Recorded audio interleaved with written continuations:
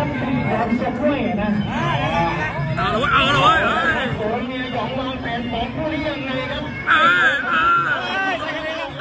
ใส่กันเองใส่กันเองนะโอ้ล่าสุดใส่กันเองนะนี่ท่านชมหนึ่งทีได้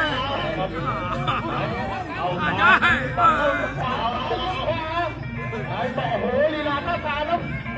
เป็นแผลเลยแล้วแต่นะครับโดนไปดึงมานะครับจันปอมเข้าไปครับเห็นเข้าไปอาจารย์ทำกันเองมาเดี๋ยวบอกให้สามัคคีเขาวิ่งก่อนกันเองแล้วตอนนี้บอกว่าขอบคุณกันไปขอบคุณกันไปเสียปูยืนยิ้มเดียวครับเสียปูอาจารย์บอกว่าจะเตะซ้ายแล้วเตะซ้ายอยู่อาชาตีนี้ละไปตีผู้ต่อสู้ไม่ได้ตีกันเองนี่เหรอซ้ายบอกจะซ้ายก็ซ้ายโอ้โหลีลายังดีอยู่จะเก็บปัญหาค